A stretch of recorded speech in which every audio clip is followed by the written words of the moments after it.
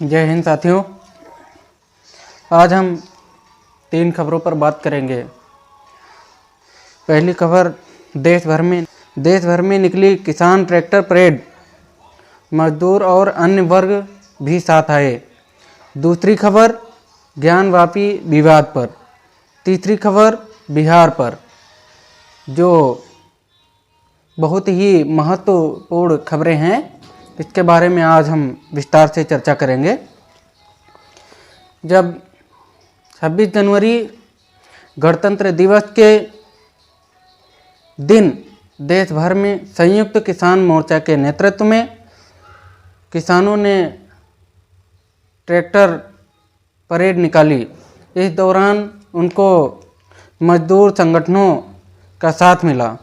कई राज्यों के ट्रैक्टर भी साथ आए और आज हम बात करेंगे इसके आगे जो घटनाएं हुई उसमें। जब ट्रैक्टर गाड़ियां साथ मिली तो उनका और हौसला बुलंद हुआ, किसानों का हौसला बुलंद हुआ। इस वजह से आज किसान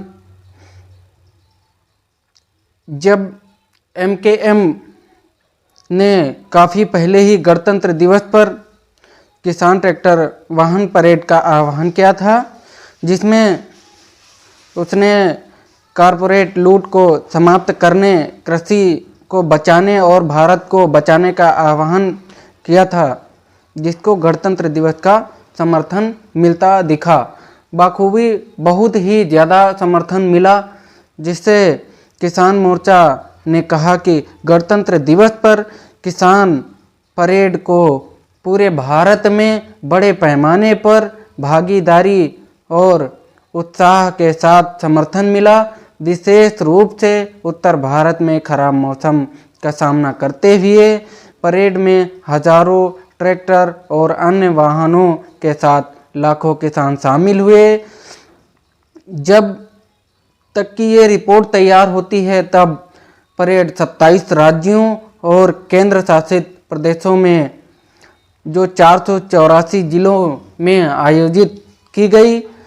किसान यूनियन और संगठनों के अलावा ट्रेड यूनियनों ने भी भाग लिया, जिसमें ज़मीनी स्तर पर किसान मजदूर एकता और मजबूत हुई।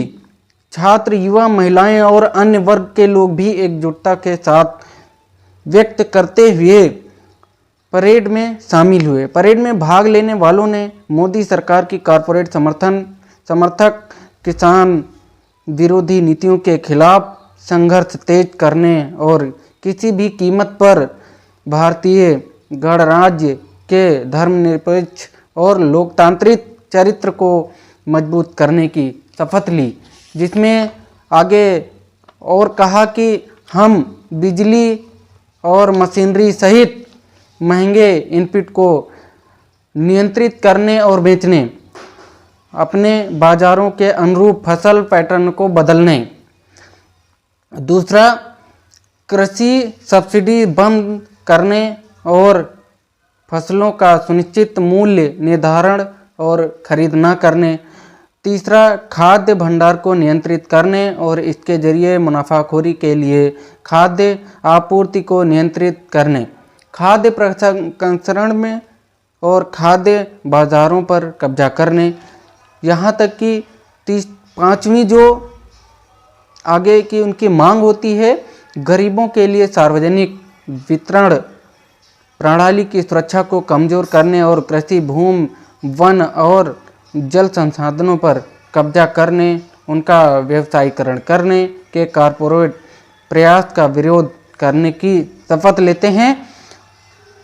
हम अपने साथी ग्रामीणों को सांप्रदायिक एजेंडे के हमले के बारे में जागरूक करने की शपथ लेते हैं, जो हमारे समाज के धर्मनिरपेक्ष ताने बाने को बर्बाद कर रहा है, जो हमारे संविधान में धार्मिक अल्पसंख्यकों के निहित समानता के अस्तित्व को नकारते हुए लोकतांत्रिक अधिकारों को खतरे में डालता है।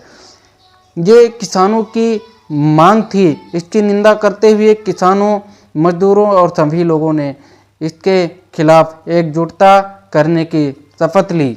यही नहीं, जब आगे परेड की तो उसमें बहुत सारी मांगे हुई और बहुत सारे जो रैलियां, भीड़, बहुत ही जन समर्थन मिला किसानों को। इसके बारे में ये खबर यहीं पर समाप्त करते हैं। अगली खबर है जो हमने पहले ही शुरुआत में बताया, ज्ञानवापी विवाद पर। जो अधिनियम, पूजा स्थल अधिनियम जो है 1991 का क्या मतलब रह गया, इस पर हम आगे चर्चा करेंगे। एएसआई के किसी निष्कर्ष और रिपोर्ट के आदेश के बिना ही हिंदुत्ववादियों, टीवी चैनलों और अखबारों ने ये सिद्ध कर दिया कि ज्ञानवापी मस्जिद हिंदू मंदिर को तोड़कर बनाई गई है।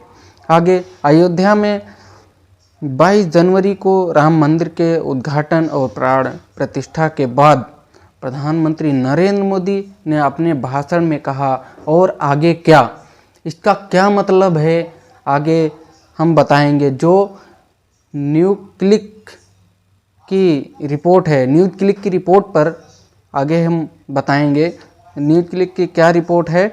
हालांकि उन्होंने अपने भाषण में अच्छी अच्छी बातें कहीं, देश को आगे ले जाने की बातें कहीं, युवाओं के विकसित बनाने, भारत को आगे बढ़ाने के लिए और काम करने के लिए कहा। उनके समर्थकों से शायद उसे इसी अर्थ से लिया, उनके समर्थकों ने यही अर्थ लिया, उन्हें पहले से पढ़ाया और समझाया गया। यानी अब आगे ज्ञानवापी मस्जिद और मथुरा ईदगाह, इस पर चर्चा हुई। मंदिर कार्यक्रम के बाद देश के कई राज्यों में जगह जगह हिंसा और तनाव की स्थिति देखने को मिली। यहाँ तक कि एक चर्च पर भी भगवा झंडा लहराने का वीडियो सामने आया। यह सब शायद इसी आगे क्या की एक कड़ी है जिस पर हम आगे चर्चा करने वाले हैं। बनारस का काशी विश्वनाथ मंदिर, ज्ञानवापी मस्जिद, मथुरा में कृष्ण जन्मभूमि, शाही ईदगाह का विवाद। हालांकि पहले ही ये छेड़ा जा चुका था, लेकिन इस बीच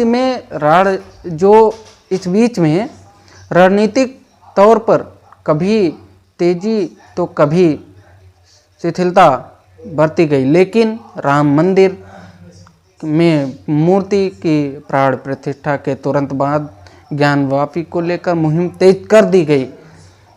ये हमें कब पता चलता है, जब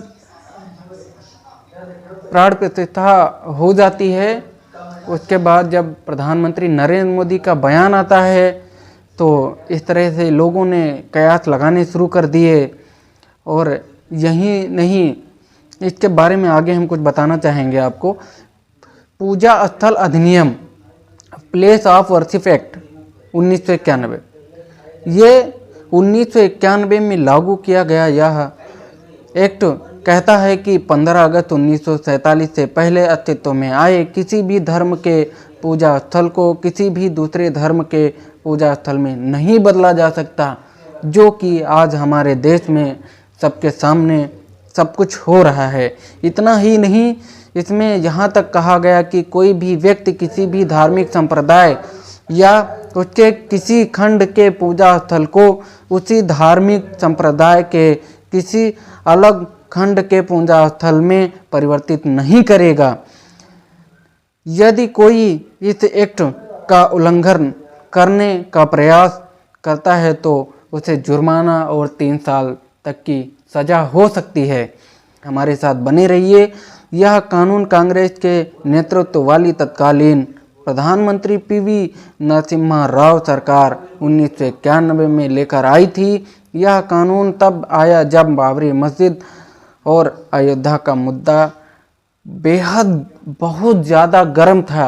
उस वक्त शायद यही वजह थी कि राम मंदिर बाबरी मस्जिद विवाद को अपवाद स्वरूप इससे अलग रखा गया, यानी उसे इस एक्ट से छूट दे दी गई।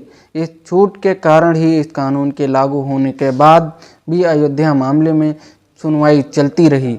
लेकिन अब राम मंदिर विवाद के हल के बाद भी विवाद खत्म नहीं हुए हैं और इस कानून के खुलेआम धज्जियां उड़ाई जा रही हैं।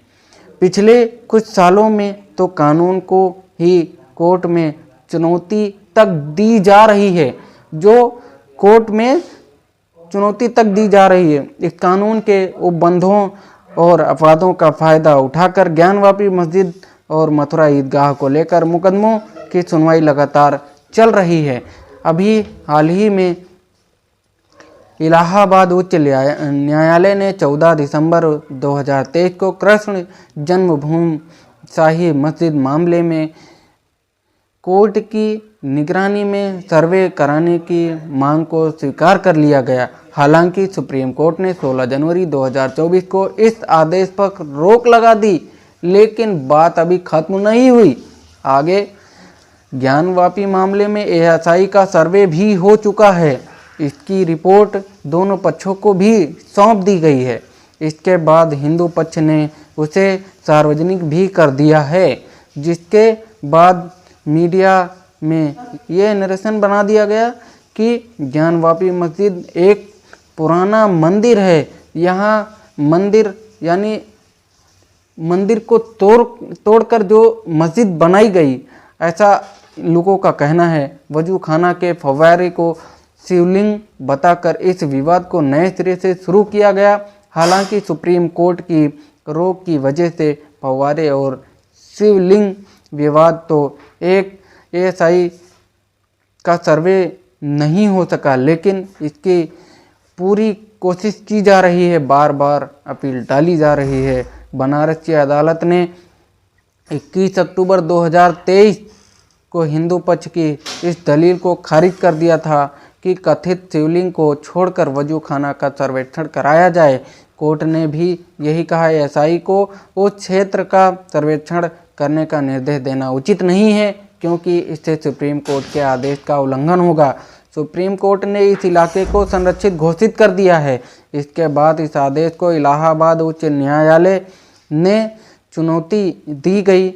इसमें अपडेट यह भी है कि उच्च न्यायालय के न्यायमूर्ति मनीष कुमार निगम ने 24 जनवरी को इस मामले की सुनवाई से खुद को अलग कर लिया है, लेकिन वरिष्ठ पत्रकार विजय विनीत की रिपोर्ट के अनुसार इसी दिन यानी 24 जनवरी को, अभी 3 दिन पहले 24 जनवरी को बनारस के जिला न्यायाधीश डॉक्टर AK विश्वेश की अदालत ने एएसआई की रिपोर्ट की सत्यापित प्रतिलिपि दोनों पक्षों को देने का निर्देश दिया, लेकिन इस रिपोर्ट को सार्वजनिक नहीं किए जाने के बाबत किसी भी पक्ष के हलफनामा और उनसे नहीं मांगा गया। अब 25 जनवरी 2024 को करीब 1600 पन्नों की रिपोर्ट डिस्ट्रिक्ट कोर्ट में खोला गया। जय हिंद, जय भारत।